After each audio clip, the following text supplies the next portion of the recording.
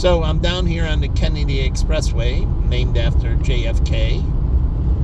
Remember, we didn't have an interstate highway system. We took this system from Germany. Germany had a interstate highway system, which, do you know that highway system allowed them to do World War I and World War II efficiently? Move troops around very efficiently. Truly. The others, like France and so on, they didn't have an interstate system like Germany. Germany was ahead of it in infrastructure. So it allowed them to move around troops very quickly. Now, since I'm thinking about troops, do we have our troops move along the railroads anymore? Because high-speed railroads should go from base to base, and we can have a dedicated train that goes into the military base. Just like anything else, military bases have a lot of civilian contractors in that, and we have them all around the United States, and the train lines should go into the military bases, by military bases. Now you're saying, okay, well, how about privacy of the base? No, it would be an offshoot line, or on that side of the wall, they would just have, soundproofing in that. Those soundproof walls? It works two ways.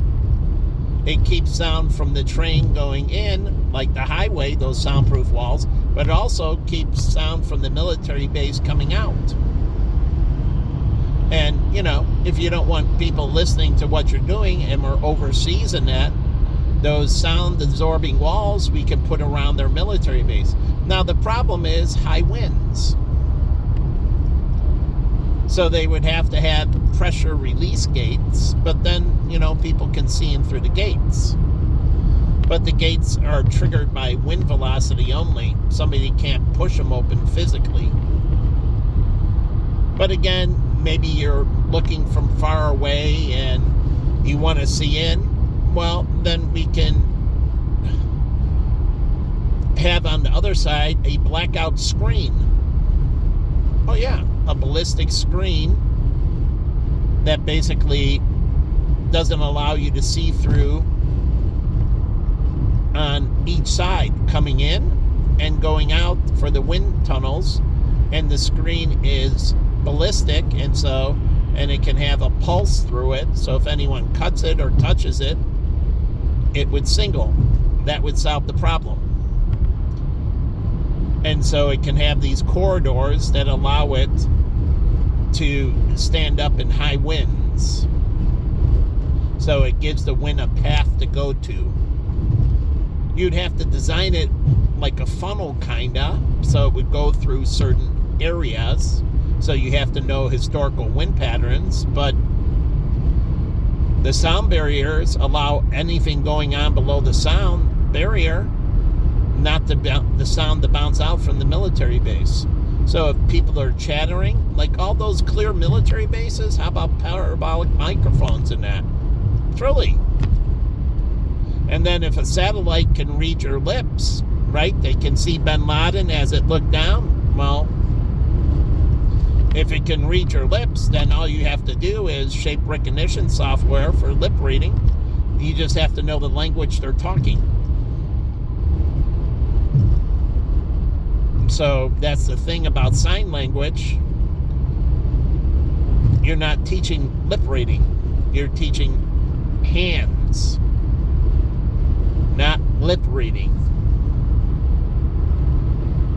But a lot of people that are, hearing impaired, they learn sign language and they also learn lip reading because the other person doesn't know sign language. And so they usually teach them in both ways. They teach them lip reading and they teach them sign language for truly hearing impaired people. But you don't need it anyways. If you're far away from somebody, this should be 101 in the military. The Boy Scouts, Girl Scouts should teach them to read certain words. Not every word. just certain words like help or certain codes that the Boy Scouts, like, you can do Morse code with your lips, right? Do you know it's not your eyes, it's your lips? Here's some.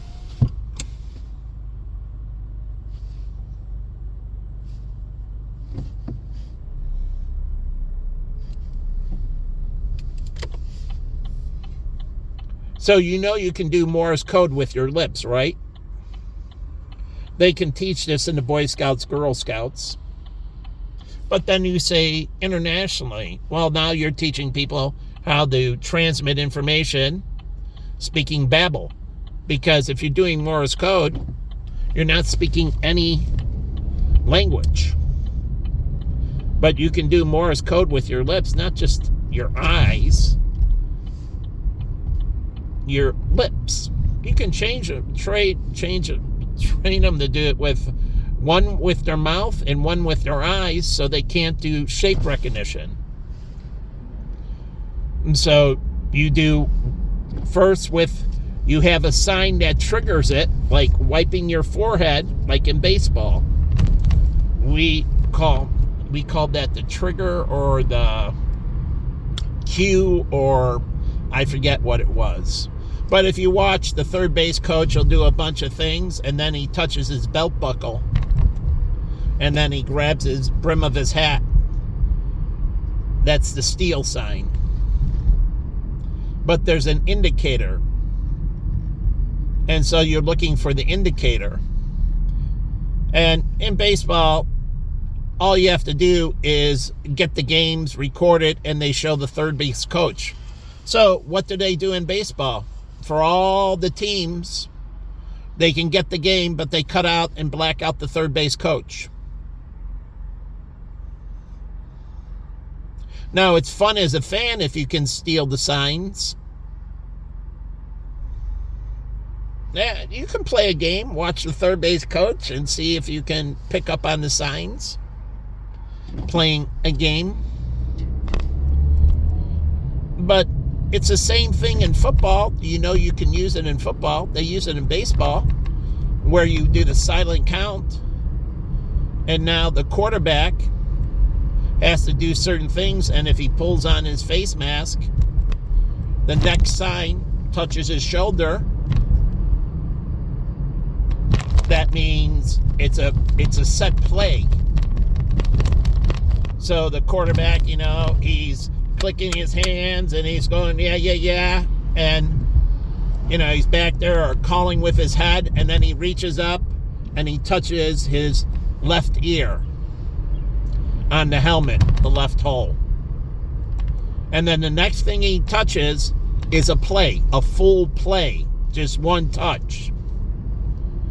Quarterback draw, right shoulder. Next he touches, right shoulder, quarterback draw. Now, you don't want everybody to audible, right? And the center, only if he's doing a deep snap and he's looking at the line and everything. So if the quarterback is back, how does he give it to the center on a silent, right? So again, the wide receivers who are further out have to single it to the offensive line. So the quarterback, for any audible, because they're going to tell him it's a key word if you're saying, but in the silent count, he watches his foot or watches a motion when the snap. Now, the bad thing about going silent is you don't know when the ball's snapped on offense, and now your offense is moving simultaneously with the defense. The defense doesn't know the count, but on the silent count, they have to watch the ball. The greatest thing about offense is when he's under center and he's like, hut, hike. So you get a couple huts and then a hike, a 3 count. And can get off the line faster than the defense. But when you go to silent count, offensive and defense are neutralized. And that causes more energy on the offensive side because they have to use more energy to get off the ball to try to offset the energy of the defense. So silent counts are very, very tiring on an offense. To run them effectively, you have to be in incredible shape. That's why defenses traditionally have to be in better shape than offenses. Offenses, they know where they're going. They know the play. Defense tries to disguise the defense, but they are directed by what the offense does. It doesn't matter what type of defense you're running, traditionally, but you can funnel them in. That's why the cornerbacks are supposed to pinch, and then the defensive tackles are supposed to pinch. So you have these not outside the cornerbacks.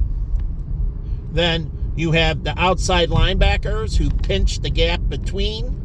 So it's segment on defense. The cornerbacks are the furthest out.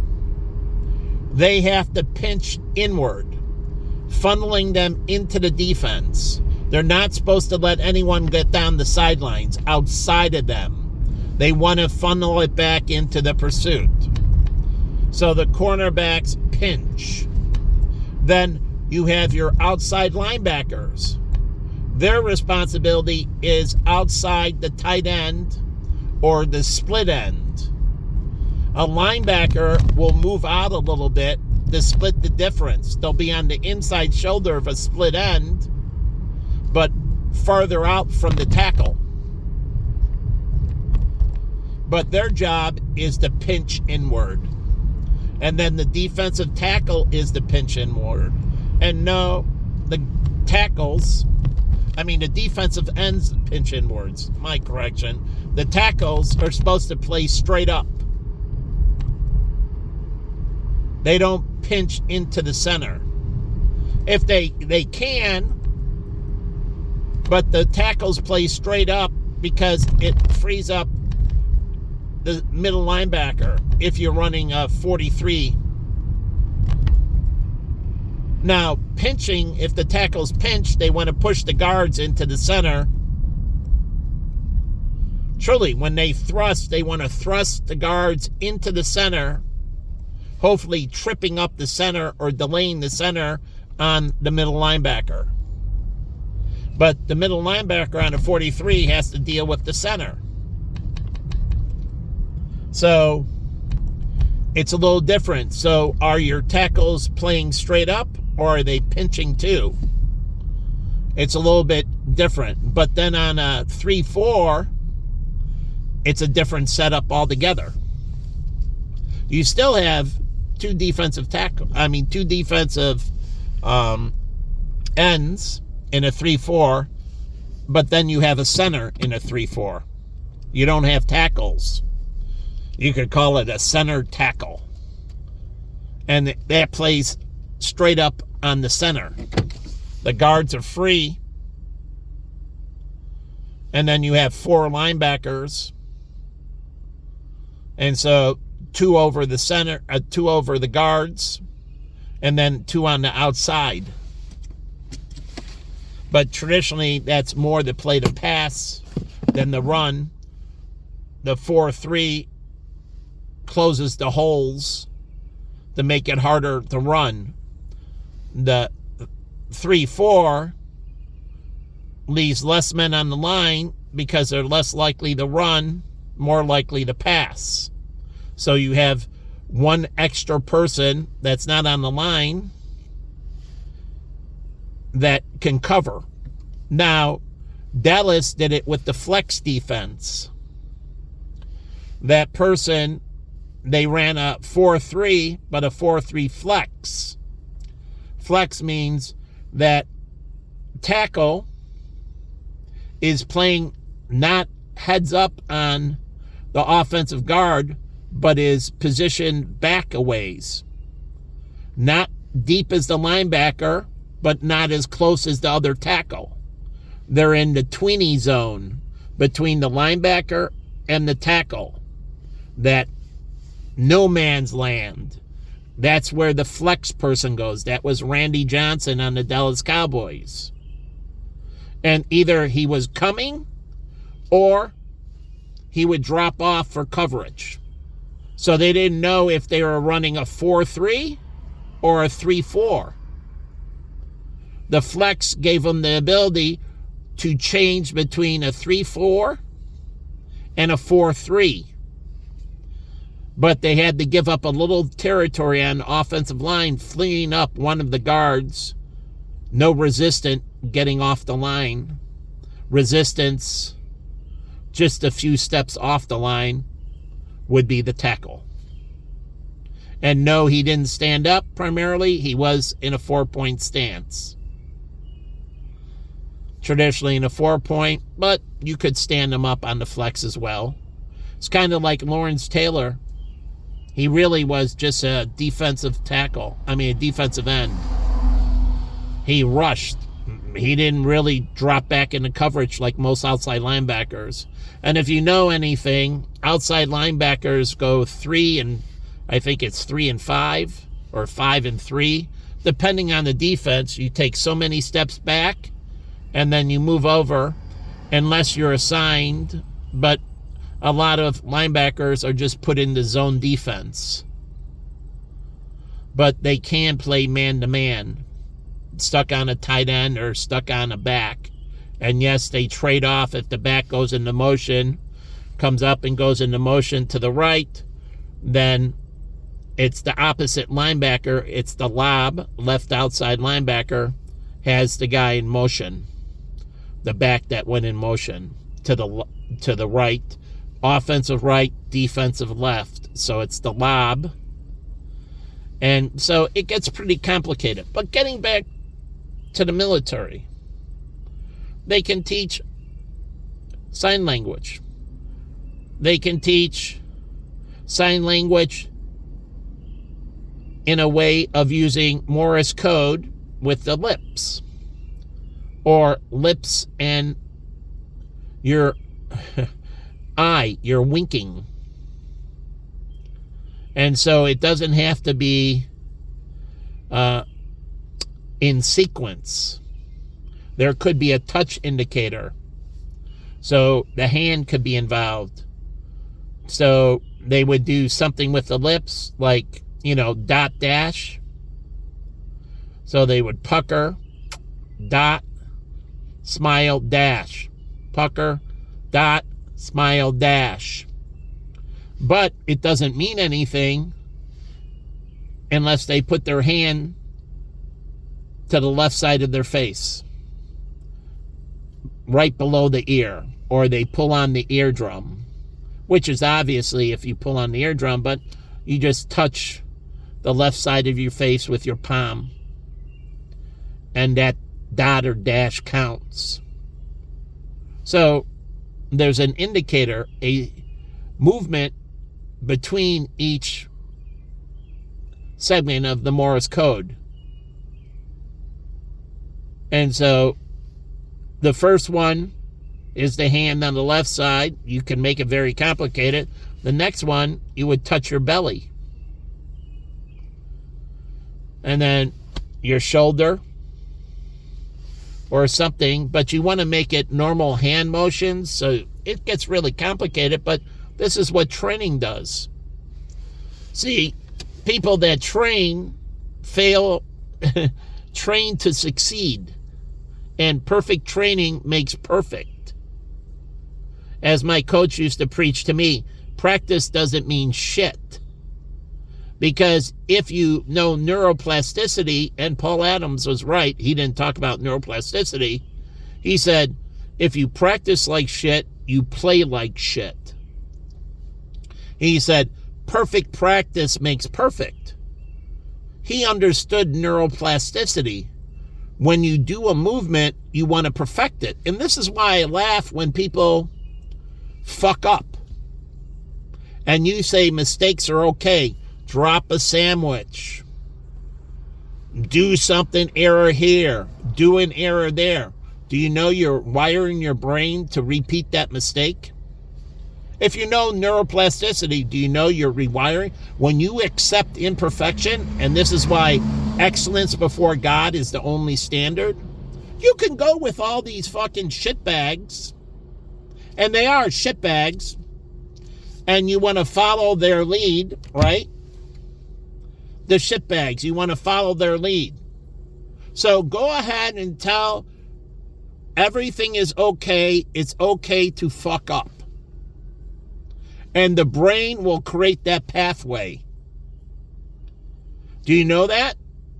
Neuroplasticity, negative reinforcement, because getting into what I was getting into, the EMC and many other things, you understand positive and negative charges.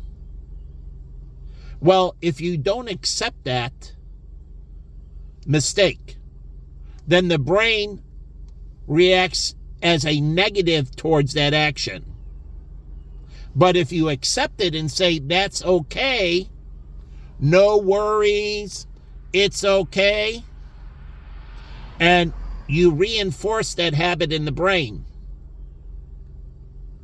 it's a learning experience, but this is unacceptable. In no way, shape, or form do you give them permission to fuck up.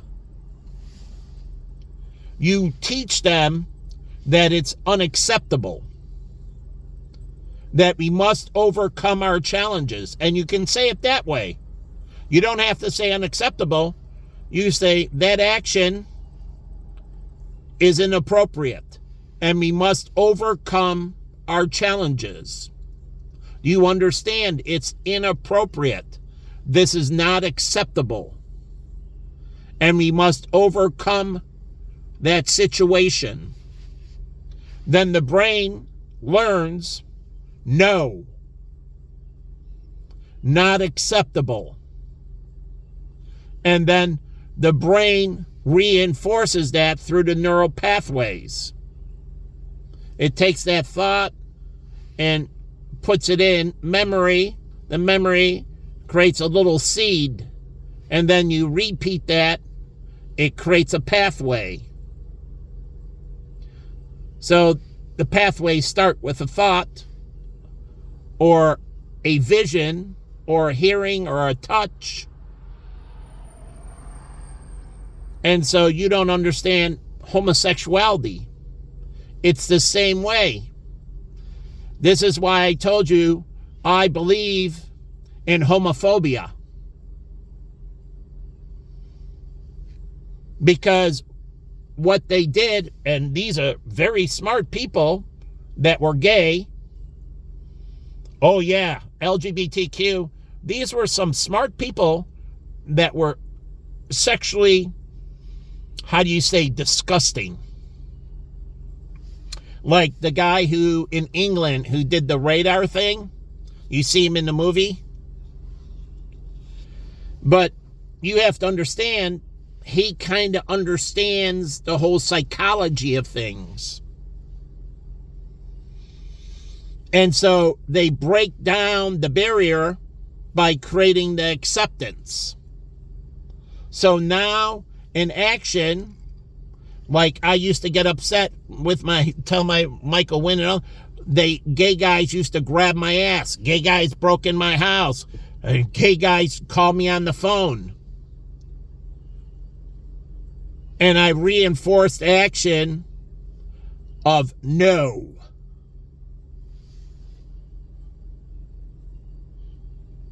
And again, what they consistently are trying to do is break down your natural survival habits that are in your genetics. You don't want to do that, but you're driven as men, and this is why men do all these things and women don't. Men need more discipline than women. Women are more emotional, and through that they're expressive, but again, they're not as driven when it comes to certain things like sex. Men are very driven to procreate. It is embedded deeply. And when men don't have discipline, they look for avenues to release. Women don't have that. And this is why Jesus started with men, but you don't understand the disciples. You don't understand Judas and his failure. You really don't understand what God was trying to accomplish.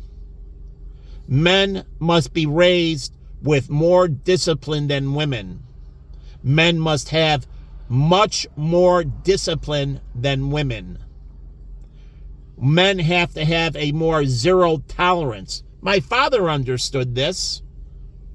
My brother and sister that are older don't really, and you don't understand the Bible. This is why God, he's very disciplined. He puts up with no imperfection.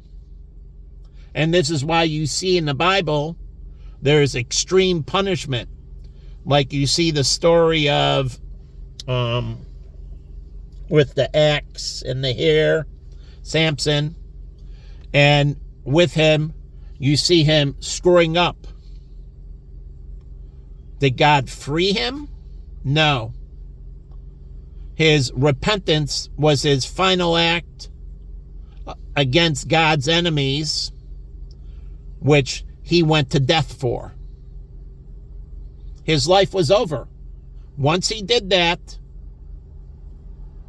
there was no existing anymore. And his act of repentance was when he collapsed the Colosseum in the thing. His act of repentance was this action. It's not a suicide bomb. He didn't run a plane into something. He went out there and used his physical strength. But his act when he disobeyed God, see, these people aren't disobeying God. They're actually going against God. It's different than the story of Samson. Samson had communications, and he failed. And you don't fail God. But God teaches people to seek excellence. And if your pastor isn't teaching you, your parents aren't teaching you, look at Jerry Rice, his uniform, perfect. Look at Walter Payton and look at his uniform. Look at how well he kept himself. Look at how he put on his uniform. You look at these people, Dick Butkus is the same thing. They have an immense amount of preparation. They get their focus through the preparation of putting on the socks and the uniform. Jason Terry, he played at the University of Arizona. Jason Terry, I consider him a friend. He played for the Dallas with Mark Cuban. And he always pulled up his socks. He had longer white socks than anyone. But the thing is, it kept his calves warm and from cramping. Do you know that? He had the socks that went up and it kept his calves warm. Jason Terry didn't have ankle injuries and that. He stayed very pliable. He didn't have calf cramps. Why do you think dancers wear leg warmers? Why do you think dancers wear leg warmers? Whether Jason Terry knew it or not, he was doing the right thing by having those higher socks. Making sure that he's keeping the tissue. Because in basketball, you stop for free throws, you stop for penalties, and the tissue cools down, and then rapidly you got to respond. The first free throw, it's a 2, not a 1 for 2 or whatever. The terminology doesn't matter. But they get to shoot 2. The first one, you're just standing there doing nothing and resting. The second one, you tense up to spring into action. If it doesn't go, you go after the rebound. You got to block out, but you got to fast twitch into action. Fast twitch is needed. Right off of that board, fast twitch. You got to be boom explosion. You need unbelievable explosion. 0 to 100 in milliseconds. But what happens is your muscle tissue and all that cools down. The cramp happens. So, again, you have to understand that. That's why dancers wear the leg warmers. They don't get cramps. Ballet, when they practice, they wear leg warmers. When they perform, they wear tights. But the tights are for compression and also to keep the legs warm. Because unlike dancers, ballerinas, they do a lot of jumping and splits and so on. And they need to make sure they keep their muscles warm. Why do you think they wear tight outfits? You think it's about sex. It has nothing about showing off the body. It has nothing to do with sexual appeal. It was designed to create compression and also designed to keep the muscles warm. That's their whole outfit. It's designed to protect them from getting injured. And anyone who's doing the compression stuff, you can just go back to ballet. That's where it was originally found to be very useful, because they got to do all kinds of jumps and splits, and the movements they do is incredible in ballet. They got to lift themselves up on their toes, the tips of their toes. You know how much pressure that is on the arch? Kara used to work at Uncle Julio's. I was helping her out because she's a tall girl, thin, but taller, and she had ballet. Megan was shorter, so not as much pressure. The ratio of height to weight does matter. So Kara had more issues with her body than Megan. Both were ballerinas. Megan took dance in college, changed to finance. And I love Megan, have a big crush on her. But Kara, taller. And with that range of motion can be an issue in ballet. Because of gravity, center of gravity, and everything else, it becomes an issue when you get taller. That's why you don't see 6'7" people that are ballerinas and that. It's height to weight ratios and just natural gravity. You need so much more muscle to jump that high. That's why you see them, they're shorter and tend to be smaller framed. They tend to have a smaller frame, not the big frame. There's the small frame, ectomorph, endomorph, mesomorph. And I forget which is which. But there's the small, medium, and large. They have the small frame. Very few of them have the medium frame. None of them have the large frame. And it's just a weight and muscle issue. And so they need smaller bone frames. That's why you have Shin Yu with the Chinese. And these things become more resistant if the Chinese started interracial marrying with, say, whites or blacks.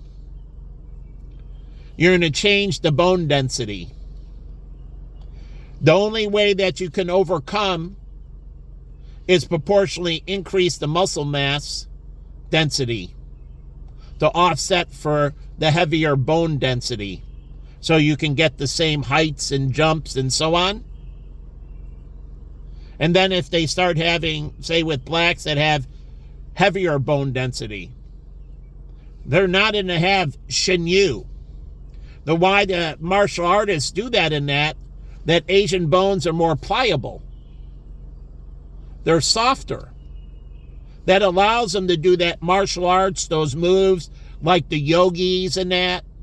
The reason is, and that's why you don't really see it in black people.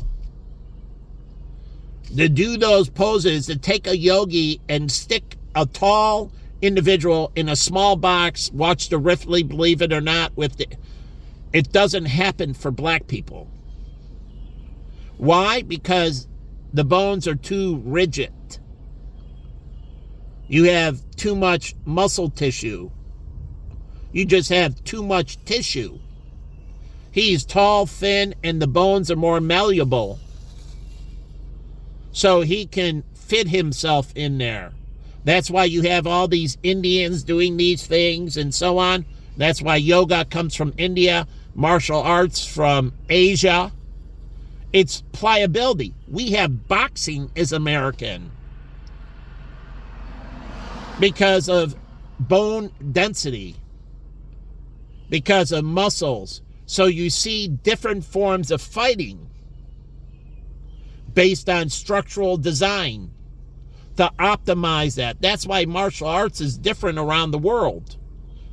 And there is different forms. There are white populations that develop martial arts of themselves, self-defense, but it's different in its movement. It's different in how it uses the body because it's designed to maximize effectiveness of what you have and minimize what you don't have. So like capoeira, the Brazilian, like a monkey. But again, smaller, more pliable, less bone weight, less muscle, and so on. And so it works in. So you have to understand these things, how they're derived, why they do what they do. And so when you get into yoga and that, you have to understand between soft and hard poses, like martial arts. There's hard form and soft form. Tai Chi is more flowing and soft, but karate more hard. Truly. And that's because Koreans are bigger than Japanese. Height, body ratios and that. So you have judo in that, but you have this little difference in dynamics between Koreans and Japanese in physical structure. Go ahead, look. And I pull it up, but their martial arts are different because of the different muscle to bone ratios and that.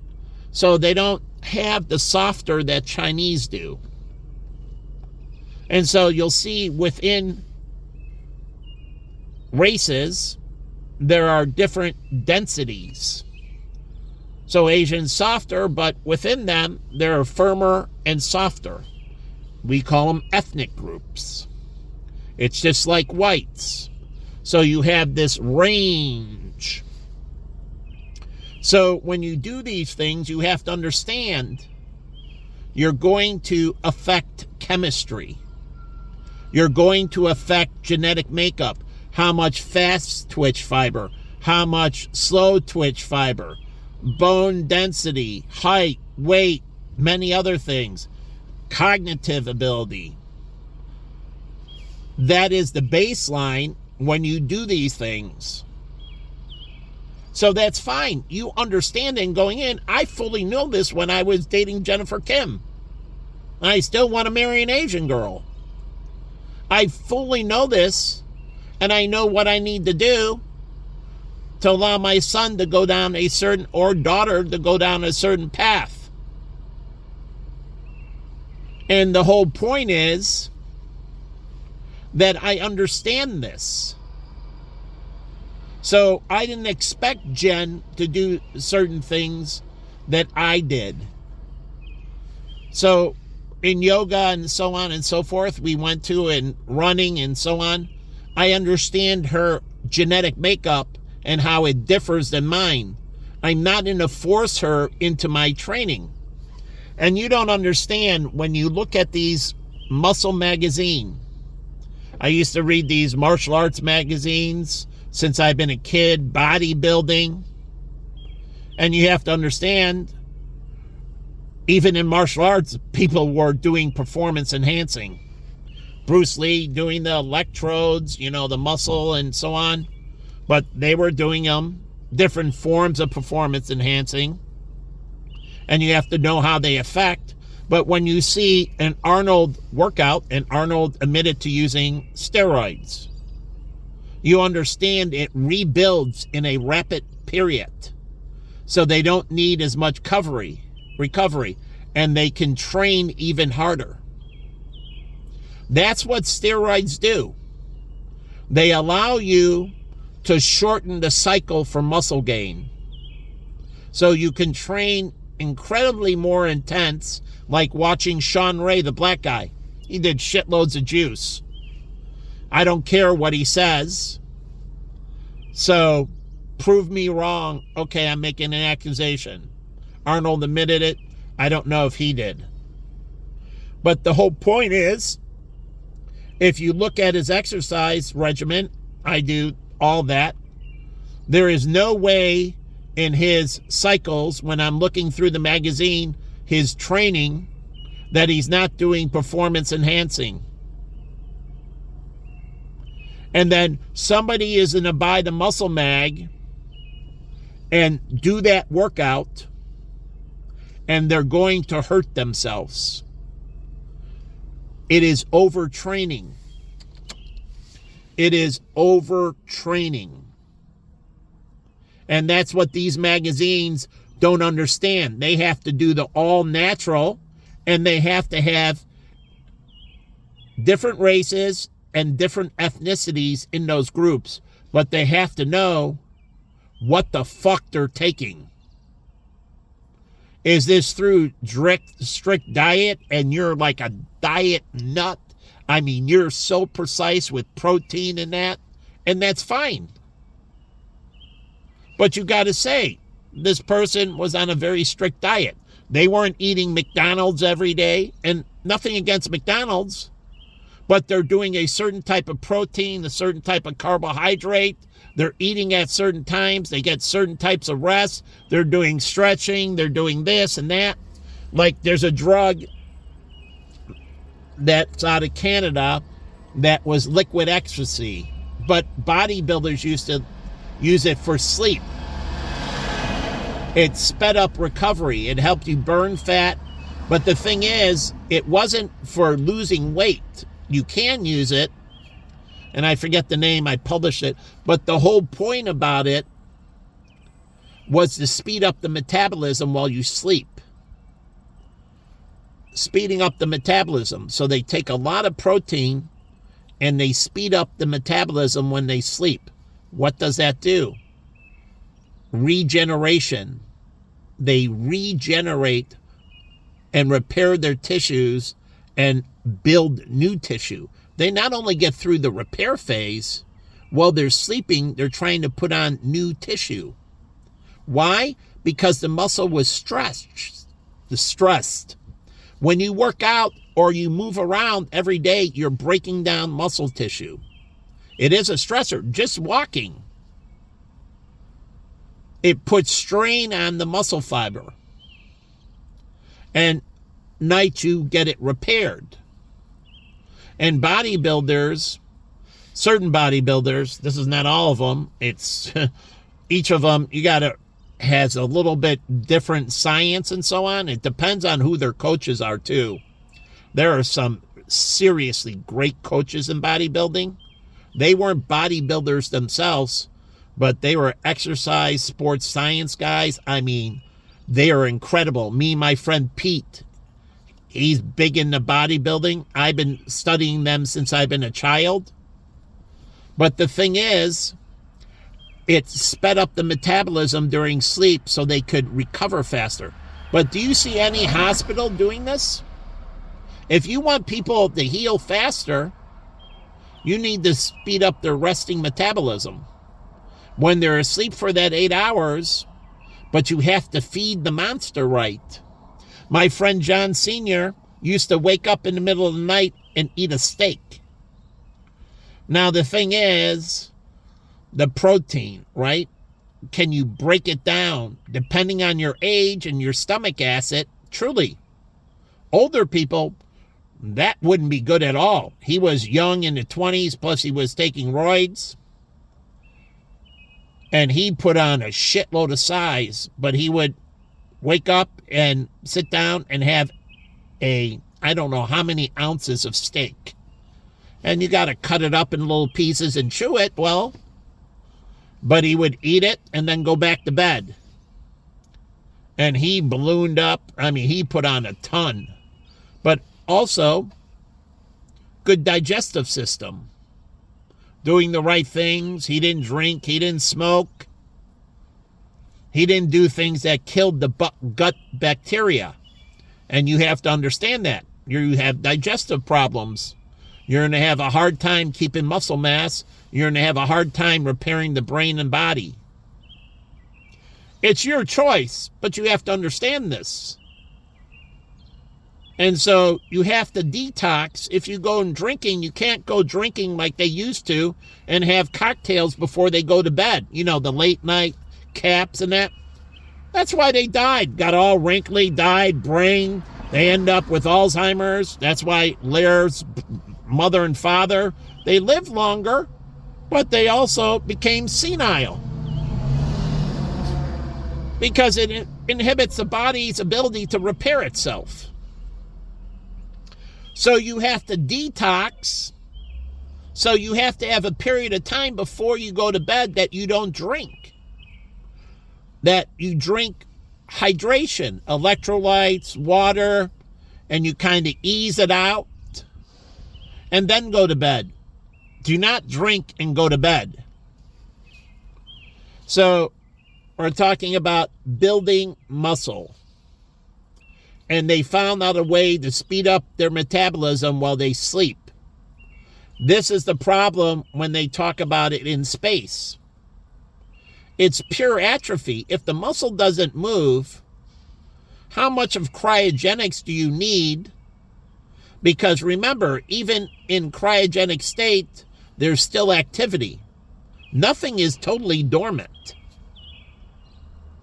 So there is decay going on. It's just how much decay. That is an issue. So when you don't move around a lot, you get decay. So when you sit in the police car and don't get out, you get atrophy. Taxi drivers and all that, you get more atrophy. You need movement to pump the blood. You have the heart, but when you move, the heart rate goes faster. See, the resting heart rate isn't good enough.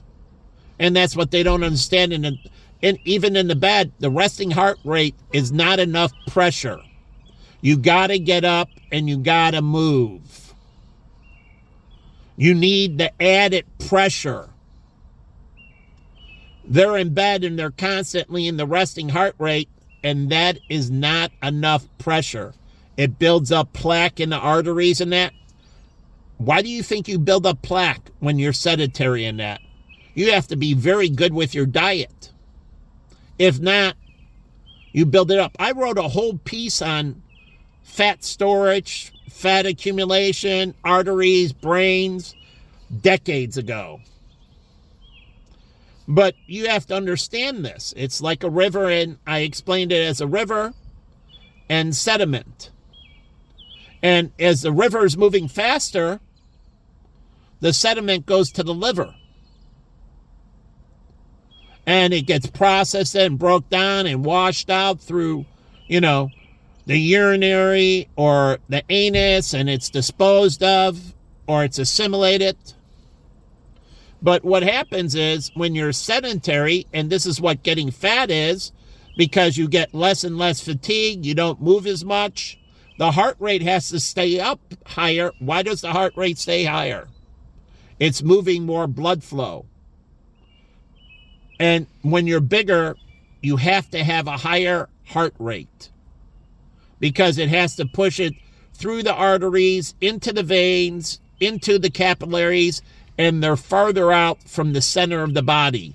The heart, center of the body, you say upper chest, it's on the upper end of the body, but centralized. a little bit. It's offset just a little bit in the chest. And that's probably for another reason, not to get into it. But the whole point is you don't get enough pressure in the system. And when you eat these diets that are rich in fat and everything, once they enter the blood, they don't have enough energy, circulation, and so they start depositing. They move to a point and they get slower and slower, like in a river, because the stream is moving slow. And you know, any stream, just get a steady rate of water and then drop different sized particles in it. And this is like the broad. Just get a steady rate of water, whatever, not rapids, just steady, like resting. And just a smooth current, calm, but it's moving. And drop small particles and then drop bigger particles. And then you will see the bigger particles don't travel as far before they hit the bottom. But the very small particles, they travel all the way through and end up getting processed by the liver and so on. But what happens is they can't carry far enough because there's not enough pressure in the system to carry it out. And even when you get fatter and the heart rate goes up and everything, still, and you say hyper blood pressure and so on, well, the body's trying to do a correction, and the medical field doesn't understand this. So it increases the pressure because it doesn't want the buildup. And the brain is calculating particle size as it has these sensors, and then you get hypertension. Because you're not moving enough, it's not getting broken down. You got bad stomach acid. You don't got enough good bacteria. Good bacteria in the gut and so on. Things aren't getting digested. It's ending up with bigger particles in the circulatory system. The body wants to counter it, so it raises blood pressure. And it's trying to force it through. Hypertension is a predictor of blood clots or build up in the arteries, which I'll put on Tumblr. But it's created by the system having issues, and that puts more strain on the body, the heart, because there's a loss of plasticity in the veins and arteries and even in the capillaries. Capillaries can lose plasticity because plaque can build up in the capillaries and start closing them off. And that also causes in the heart tissue itself, as the capillaries in the heart muscle get closed off, nutrients and air doesn't get to the area of the heart and it starts dying. Do you know that? It starts dying at the capillary level first, usually. And then it'll move on and you'll get a clogged artery. But it starts at the capillary level, the buildup. So when we're looking for plaque, we're really looking for plaque in the capillaries. If we're going to pre-diagnose all kinds of circulatory issues or lymphatic issues, or amyloid plaque in the brain, we're looking at the capillary levels, and we're trying to see plaque buildup in the capillaries. That causes brain tissue to die off. Not enough nutrients, can't get it because the capillaries get into all those little nooks and crannies, and the neurons and synapses, and they start filling up. And when they start filling up, they don't get oxygen and nutrients, and as they close up, the tissue that's around them starts dying off. And as it starts dying off, your brain starts losing its ability. So you have to understand how these things work. So do the river, and then slow, and then increase the speed of the river, and that's your blood pressure. And see how even bigger particles keep on roaring down the river. And that means even the bigger particles, when you exercise, are going to hit the liver, going to be processed and broken down, and going to be secreted if not used. But when you sit around, and that's why I worry about Uber, truck drivers, and so on, in the train, they stand up. And that's great, but standing in one place too long, what happens? Gravity, and it harder and harder for the body to drain fluid. So when you're standing in one place, fluid starts pulling in the lower legs. Now, what happens, why sitting in the office you don't get blood clogs really, but when you're flying in a plane, what happens when you go up in the plane? You lose atmospheric pressure. So those in Colorado, if they sit longer, more likely to get blood clots in their legs. Anyone, you go to Nepal and you're sedentary and you sit for long, more likely to get blood clots. Now, the one thing is they tend to be shorter, so that allows the system to be a little bit more efficient. But when you're taller, it's more elongated, and the system needs a bigger heart. That's why the heart gets bigger with size. That's why men have bigger hearts than women, because it needs to push so much at each thrust. So again, but remember, the lymphatic system doesn't have a pump. So when you're standing in one place or sitting in one place, the lymphatic system isn't engaged because there's no contractions, right? Well, not totally right. What contracts? Your heart causes the circulatory to expand and contract. But what happens when you have vascular issues and plaque? And you'll see how this builds. The plaque builds up on the arteries, the veins, and the capillaries, and they start getting hardened. And when they start getting hardened, what happens? They lose their pliability. What happens? That's the loss in elasticity. Your skin loss in elasticity, you can correlate that in ratio based on tissue density and that with the veins, how much elasticity is being lost in your veins and your muscles. But let's just stay with the veins and lymphatic, that loss, and pliability in your brain, because your brain needs to stay very pliable. Your brain needs to stay. That's why trauma, it causes scar tissue, basically, hardening. And when you get hardening in the brain, like with a stroke or anything else, because the brain wants to protect itself, it hardens. Then you get loss of functionality. Like the guy who took too many steroids, his anabolics and that, his organs hardened.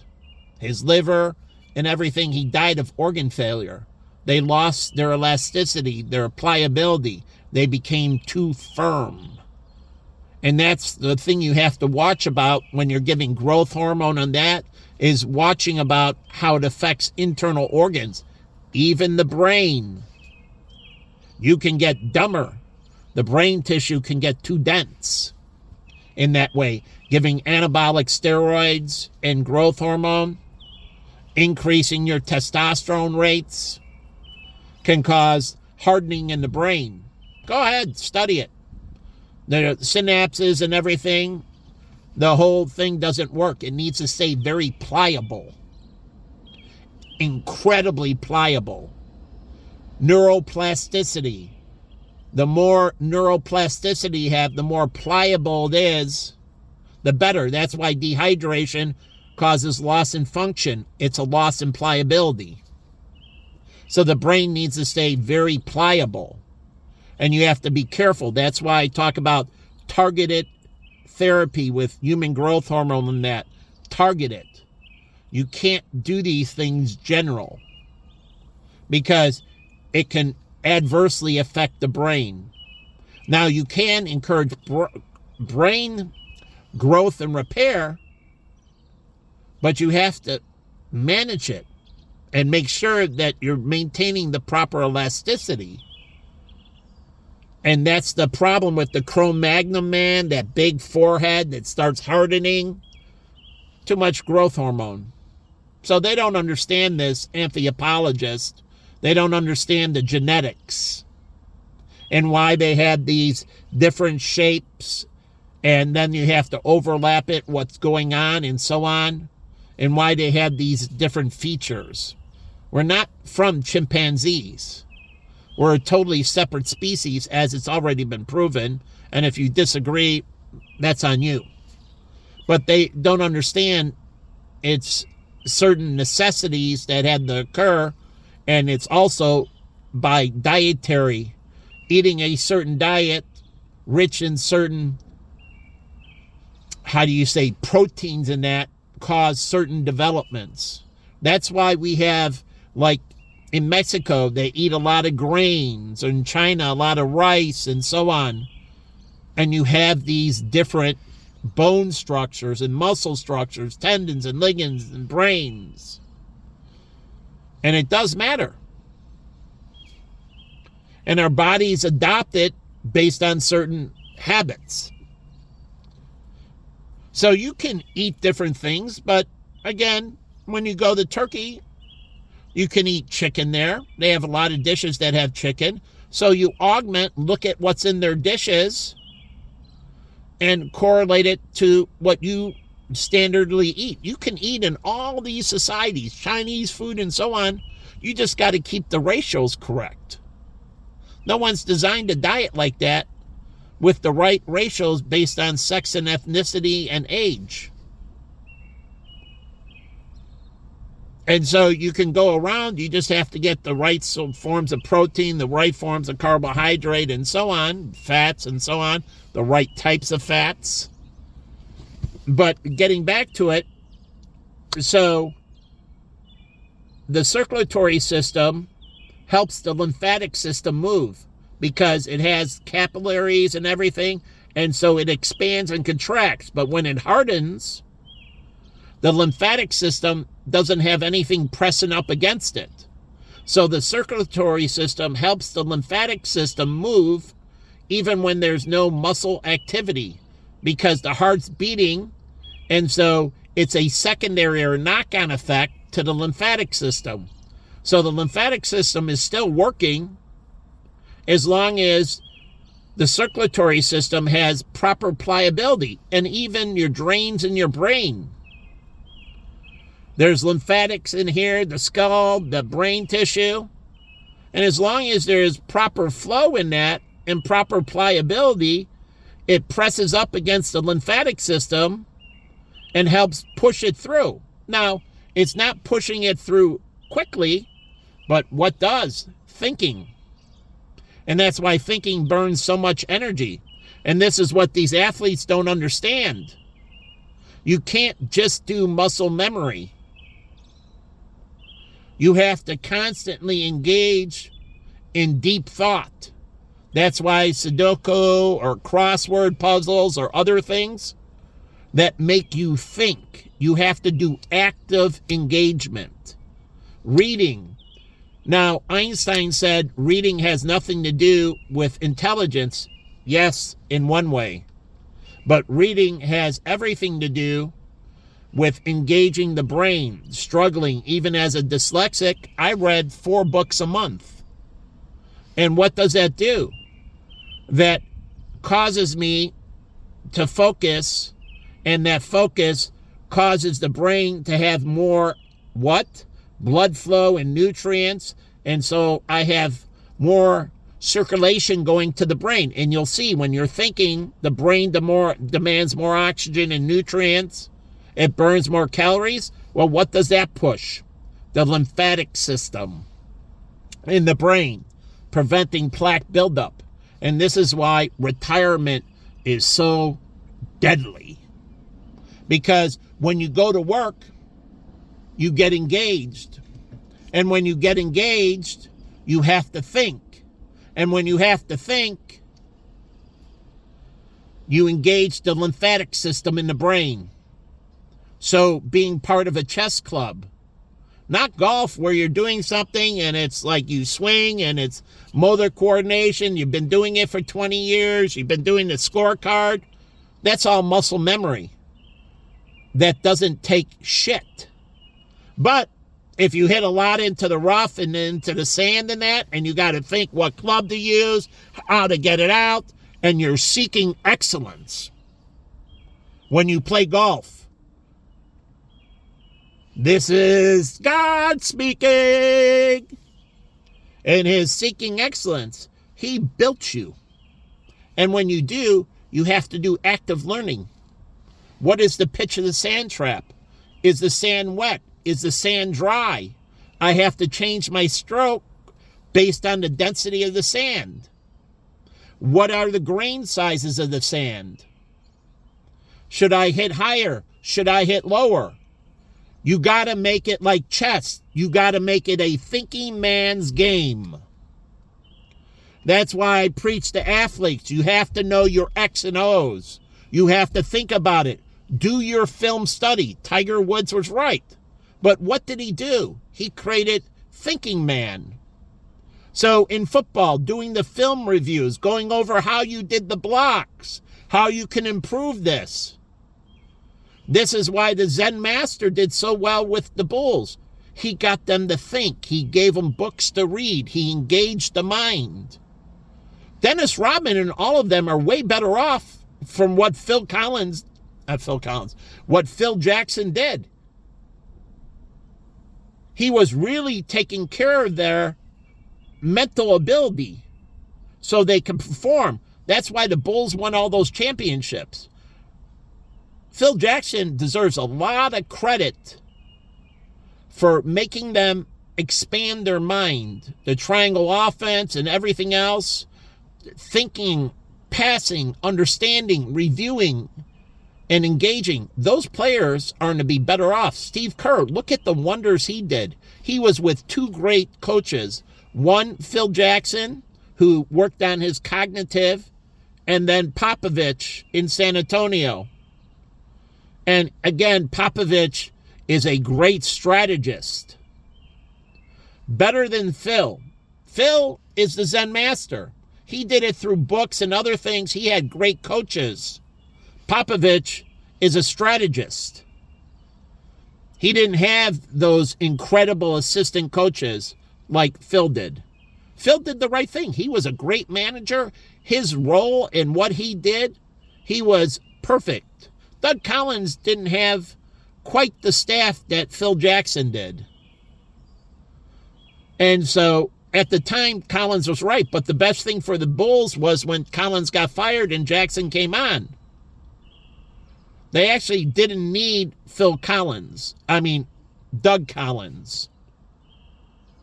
He was too heavy-handed. He wasn't diplomatic enough to allow the assistant coaches to do their job. Phil was better. He was a diplomat. He allowed the offense and defensive coordinators to do their thing. He just managed them. And he engaged them in high-level conversation, the Zen Master. But Steve Kerr learned. And he's very studious. The same way with Lute Olson. He learned a ton from Lute. It's the same way. These people like Dean Smith, why do you think Dean Smith produced so many great coaches? Mike Krzyzewski and many others. Because of his unbelievable, relenting film review, cognitive, unbelievably. And these people learn the insides and outs of the game unbelievably. He has so many, Dean Smith produced so many superstars, it's unbelievable in coaching. But the thing is, you have to understand, you must make it a thinking. Police can't drive around and not think. Why do you think I do what I do and you try to stop me from doing what I do? It keeps me healthy. I am hyper analytic, and I always been. And if you try to stop me from doing what I do, which they've shut me on Facebook and LinkedIn, you die! You're killing me. And I'm not going to allow you to kill me. You're not taking my fucking mind. You already took my body with the fucking pieces of shit in the gym, with the fucking stress. I'm not going to let you take my mind. You're fucking demons. You're fucking Satan. And I truly mean that. And I'm talking everybody I engage with here. I don't know what everybody else is. They're not making my life a living hell. If they are, it's a proxy war. And they're paying these people to be pieces of fucking dirty, demonic pieces of fucking garbage. That being said, I can go in way, way more detail. Show me a physician. I watch a lot of YouTube. No one has said this shit.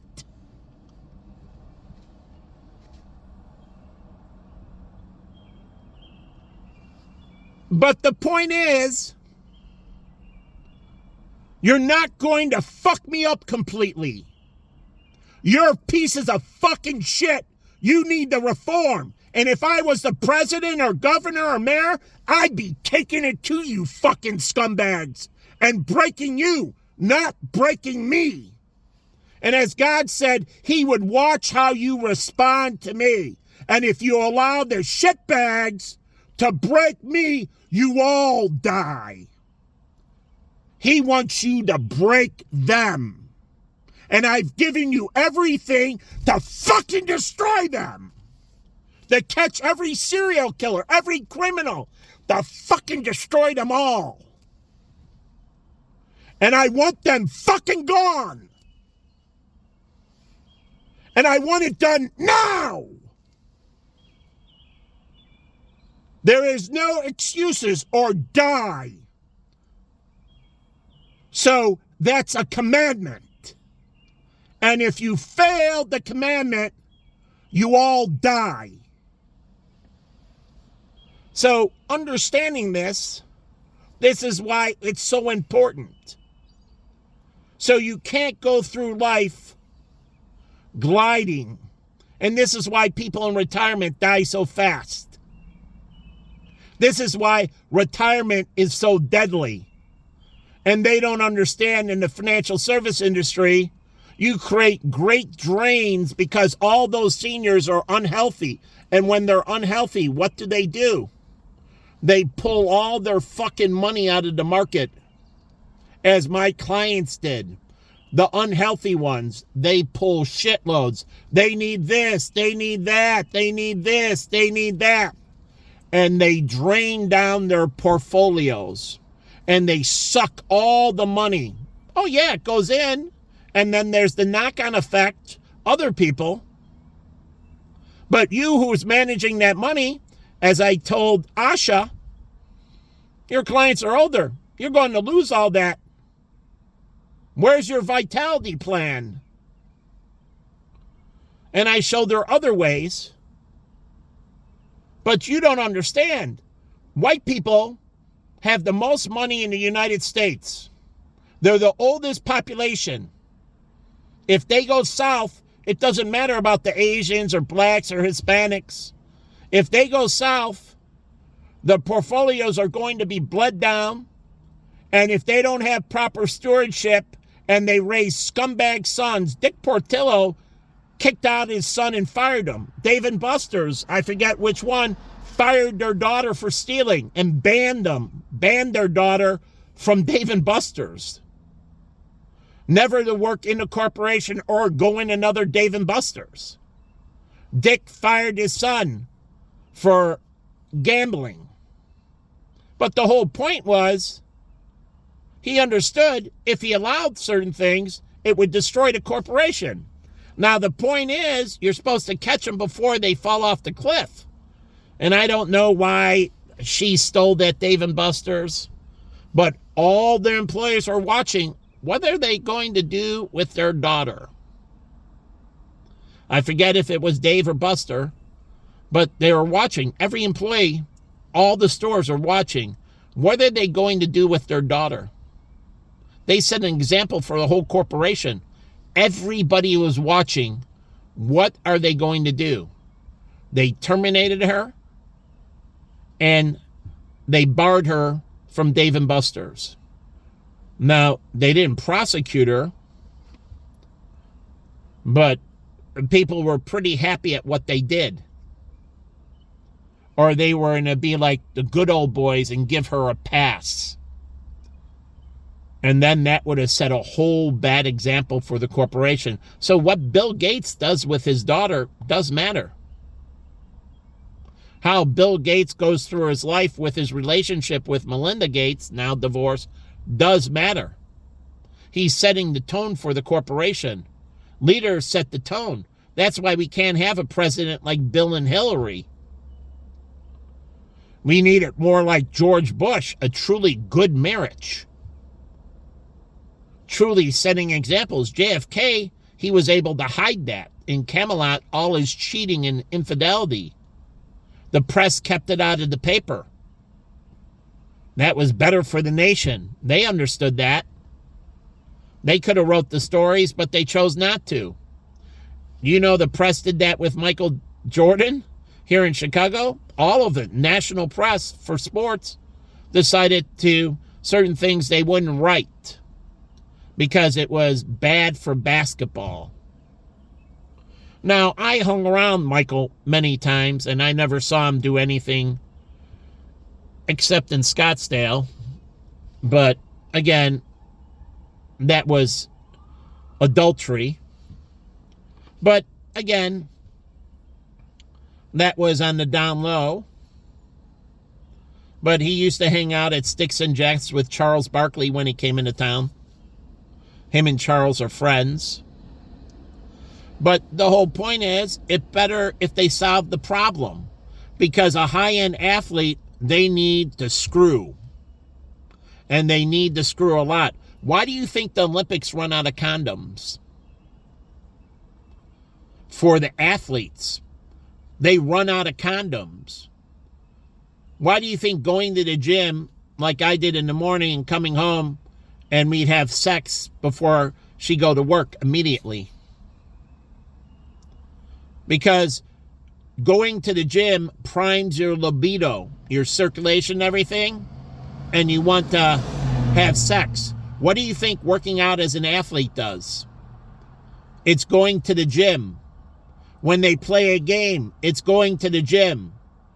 And they want to do the banging. And women don't understand that. And when your athlete travels, the desire to bang doesn't go away, does it? Like my friend who was with the San Diego Padres, his wife ran the players thing. He would get one house for the family, wife, and then one house for the girlfriend. Because the wife wasn't doing enough banging. And it's the other way around. If the wife was the athlete, but the wife tends to be more sedentary.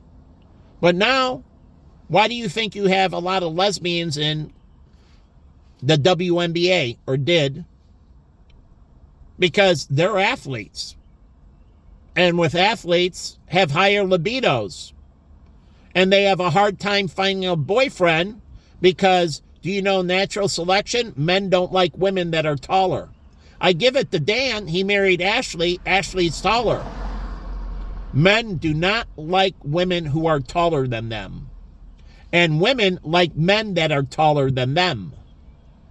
And that's the problem with professional women's basketball. They can't find men that are taller than them. And naturally, women don't like shorter men. They don't. It's in the genetic coding. And they have a high libido. So the only one that fits that is another female basketball player. They are same height, around that, and they're athletes, and they have high libidos, so now they're lesbians. And that's the problem. Men don't like tall women. And those women now are athletes. That's why gymnasts do very well. and gymnasts tend to be all straight. I'm talking female gymnasts. They don't really have that problem. They have high libidos and that, like track and field girls. They tend to be shorter but highly athletic. Jackie Joyner Kersee with her husband or any of them, they tend to be heterosexual because they're not super tall. But they have great sex drives, and the man works perfectly with athletic women. Do you know that? Now women have the desire. Because women weren't athletic before, they didn't have the desire. They had the capacity, but not the desire. Now as women, and this is what men don't understand, women athletes, and any women, like Lori used to be with Darren, and she played soccer and everything else on just company teams or in different leagues. Higher libido. There's different things because Darren traveled and was away from her. And remember I told you about ECM and magnetivity? But anyways, there was that break. That's why long-distance relationships don't work. And that's why Jen could split up with me easier. Do you know that? So, again, if she was with me every day, we would have bonded incredibly deeper. She would have never left. And I asked her to get an in-home, in-state job, and she did, but Tom Lee, she didn't get that until after. But I wanted her just to build out real foundations, and I would have taught her sales, introduced her to people, and they could have built out their sales office here in Chicago, not shut it down. If they would ask me, I would have introduced Jen all over the place to all these movers and shakers in real estate. And you name it. For all these real estate firms, all these, I could have introduced her that I met. And they could have had more business than they ever wanted. That's what I wanted her to do. But things went sidetracked with us. But the thing is, and you don't understand, not having her in town, and I started this before I had my breakdown, I needed that intertwining. I needed her more to offset the negativity. I knew what I needed, but it didn't come. And I needed more TLC. What do you think American Sniper? And it points it out, when he came home, he was able to get over the PST. Why? He wasn't traveling, nor was his wife traveling. And there was lots of cuddling with his wife. There's lots of physical interaction with the kids. And then other military people going to the VFW and interacting. Lots of warmth, lots of things to de-traumatize him. That's why he got over PTS. He needed that stability, that love, that cuddling. There's a lot of bopping. As he pointed out, they were highly sexual active. But do you know people in trauma situations, like military troops? What is the greatest thing to do? And why do you think the Russians went into Germany and raped all the girls? Why? Because it releases all those hormones, which brings down the stress. So I studied the history of war. And it's standard to go in and rape all the women. And screw as much as you can. And they used to let them. Why? Because it brings down all the tension. That's why the Roman legions were so effective. And when they went in, they did. They fucked the shit out of the women of the people they conquered. That's the problem in the military when you have single men. No one to fuck. Single men have higher rates of PTSD and all that. They don't have the outlet. They need the physical contact. They need the intercourse. They need the making out. You can't virtualize it. You need that intertwined magnet, that microbiome, that swap of spit. And that's why people like Harrison came back and didn't get over his PTSD. And they have him on big medication. He needs that girl. And he had Lily, but that went south. But that wasn't going right either. But she didn't understand. But American Sniper, her mother, she can be an advocate talking to military women about how she worked with Chris to get over his PTSD and how their interaction could have been better. Having this more physical could have prevented him from having PTSD. And again, the military doesn't understand that. Why do you think I studied in the Philippines? We are having problems with single men raping indigenous people, Filipino people, truly U.S. military servicemen. Why do you think my friend Deborah, who was in the Navy, who was raped on a ship? I think multiple times. But the whole point is, they don't understand. It's a necessity. It's not a want. It is a fucking need. Why do you think in mining towns they set up dens of prostitution? Why do you think I was positive for happy ending? Legislators, they don't understand this. You need that flesh on flesh. The problem is, in our medical system, they didn't do scans for STDs or anything. It wasn't standard. It was an extra panel test. If they were doing it at every physical, and I want them twice a year, and you do continuous scans and people know 6 months window, you're less likely. Truly. And people can show each other, I was clean. How many sexual partners have you had since you had your blood work done? It does matter. And did you ask them if they were clean? Kimmy came to me with her card. I just got checked. I was clean. I got checked at Planned Parenthood too. Clean. Red Cross, I get checked all the time. Clean. But God said, I must have my woman. And I must be bopping my woman. Physically bopping her. And twice a day would be nice. But you don't understand what I had to go through to come to these conclusions. Why I saw it with sailors and why did they go out to these call houses? President Obama goes down to Latin America. Secret Service agent goes out and gets a call girl. Single, not adultery.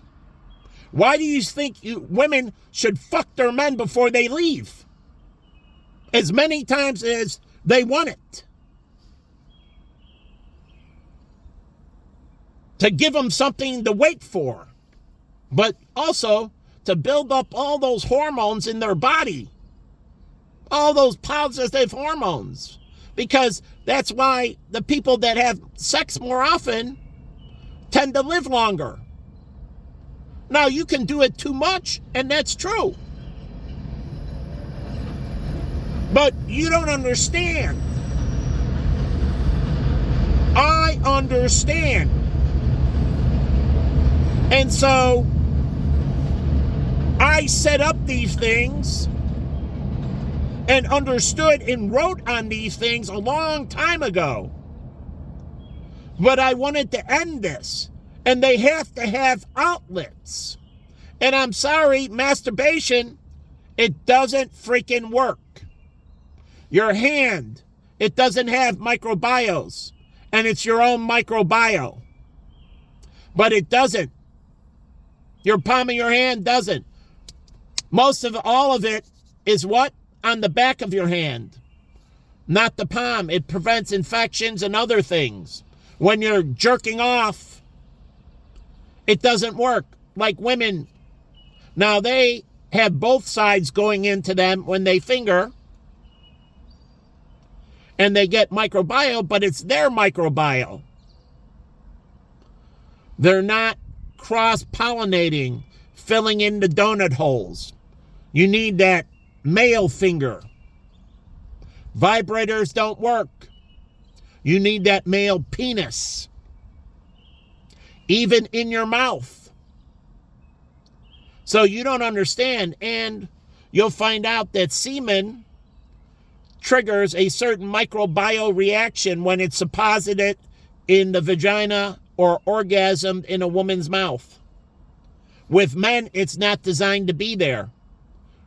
They need women's saliva and vaginal fluid, and no, not orgasming into the man's mouth. It's through the vaginal, and it mixes with the secretions from the vaginal canal. It's a cocktail. It's not the pure semen. So pulling back and having a woman doesn't work. The woman is not supposed to squirt externally. They're supposed to squirt internally. It triggers certain things in the vaginal cavity to produce a certain mixed cocktail that's designed for men. It is different from men to women. Men's is perfectly designed for women. It doesn't need the pathway. It gets it through the urethra. As the semen, this doesn't happen with your urine.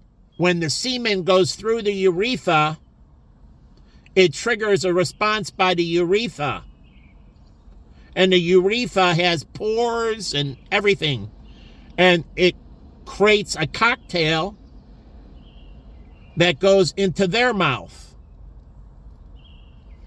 But it's designed that way. Women's has to go through the vaginal canal, so they have to secrete internally, mixing with other fluids to give the cocktail externally. And men, you don't need the secretion, meaning it's not critical you continue after orgasm. You can, and it's beneficial. It truly is. But the cocktail before is good. But if you want to get better, that's why oral sex is good, and to continue on giving it to them after they climax. You'll get a better cocktail. But you have to hit the same thing. See, all that electrical microbiome, that her brain is doing unbelievable calculations about you. And you are doing unbelievable calculations about them, and it's forming a payload for them. A specific payload. So that's why lust doesn't work. Love works. Lust doesn't. It is a temporary, it's better than nothing, but you're still at that fight or flight state. You don't get that resting harmony, the opening, and so on. You'll never get to the upper state. That's why the Bible says two become one. You must fall deeply and continuously fall deeper and deeper love with each other. But that means you take care of yourself and you help them take care of themselves. You're in it together and you have to take care of each other. And as you care about them, they care about you, and that comes out in the lovemaking. That's why I never wanted to be a selfish lover. I was never a selfish lover. Any girl can tell you. There is no LGBTQ. Homosexuality is the fucking death. Lesbianism, bisexuality, transgender, it's the death of man. So you have to understand how these things work and why it's mandatory. And this is why Genghis Khan didn't survive as long, didn't heal as well, because he had lust, but not love. There can only be one Highlander. Truly, ultimately, the best sinking happens with one.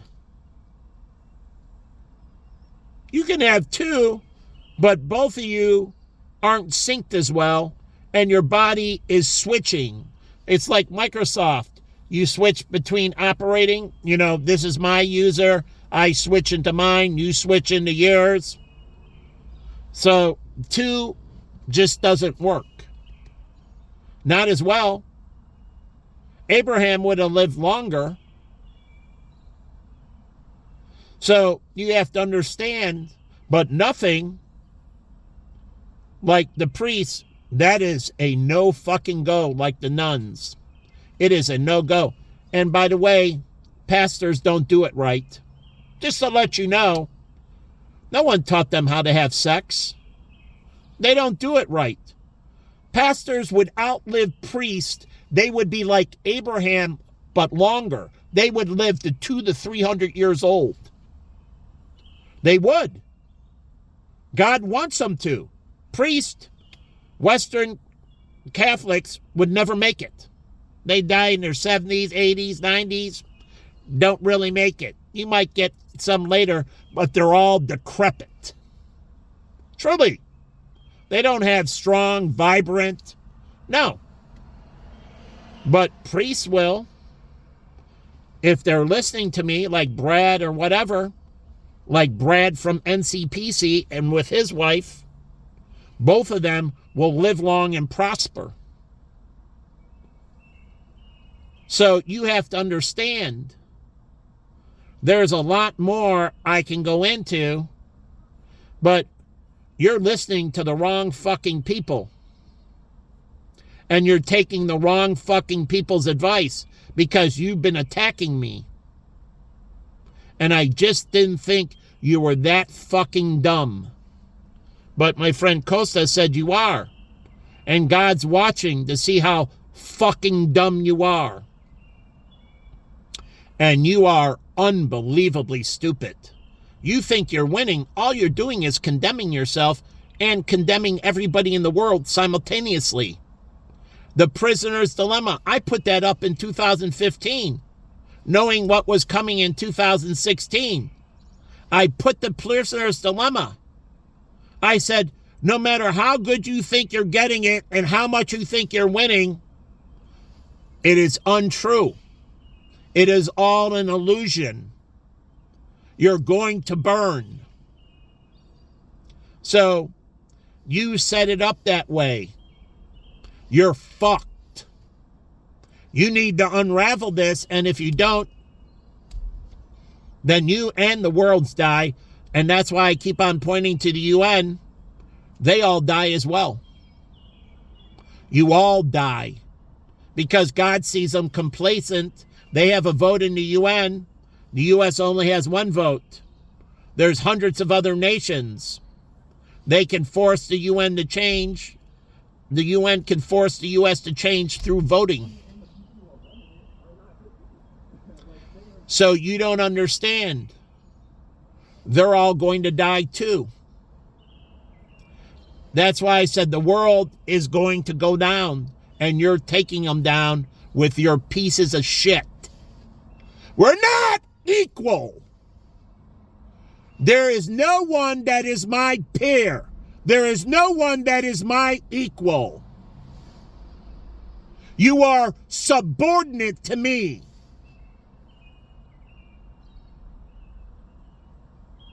But again,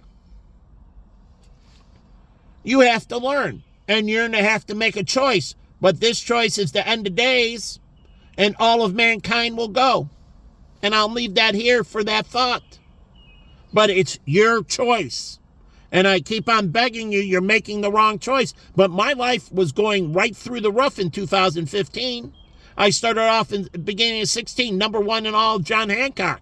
I had lots lined up, unbelievably large cases and everything else. It was going to be incredible.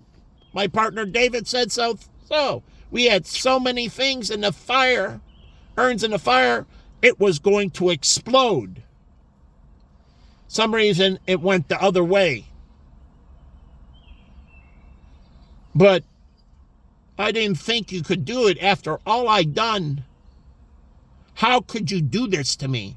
And that after all I continue to do, how could you do this to me? Like Simon said, how could you ever hurt God? How could you ever do that to him after all he's done for you? That's why I don't give a shit what you do to me.